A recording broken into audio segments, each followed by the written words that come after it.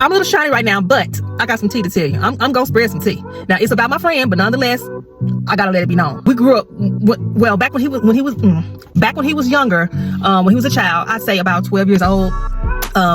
He was into the things of God. I love my friend so much. He was all about God, like for real. And then his parents, you know, they were so used to him. He would always roam the neighborhoods and the whole town and whatnot. And everybody just knew him. He was like one of those, you know, like he'd be at this person's house, that person's house. How you doing? You know, maybe get a little something to eat or whatever when he come over to the house. One of those type of people. And he was basically what I would call a social butterfly. Just talkative and just loved people.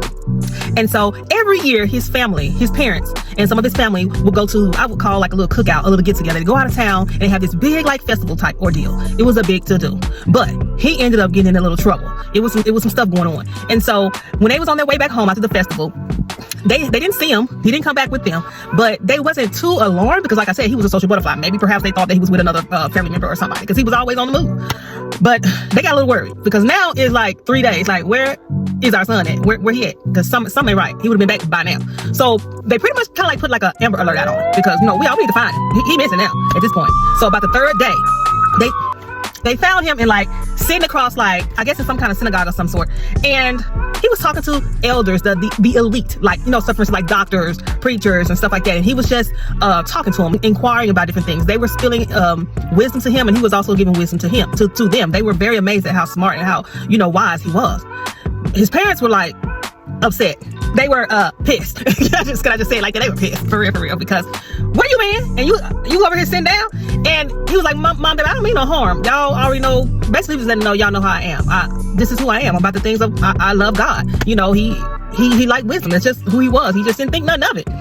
But they were kind of like about it, but they let it pass on because they knew kind of how he was. But then again, it just had them worried. So I'm like, but this is the kicker. The problem was when he got a little older.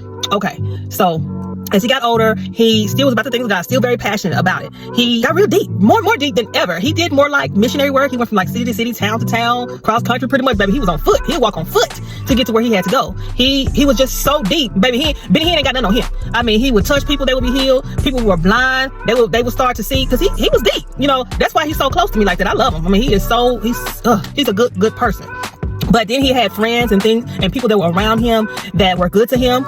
But you always know when you're getting up there and you're starting to get more clout, you'll start to notice people to betray you, and you'll become lonely, so to speak, because everybody can't handle that power that you have, and that's what he had. Now you would think that when you come home, your family and your friends, the people that you grew up with, they would respect you because they know who you are and what you're about. But no, he got more honor and respect from outside people. Ain't that how people feel sometimes? They just do not support you in your own community. It's crazy.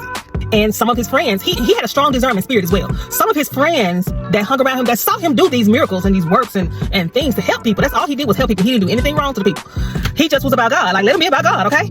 And so, but they basically lied on him. They set him up, got him in trouble. You know what I'm saying? Then it became like a smear campaign. Everybody was like lying on him and smearing his name. And long story short, they ended up putting the man on death row. I don't know how that happened, but they set him up. He didn't do nothing but good. They set him up and they ended up putting him on death row. So here he is about to face death, all because of a lie. And I don't know. That's a lot to take. But this story is worldwide. It's been all over the news. I mean, a lot of people know about it. It's a very popular story. My friend is very popular.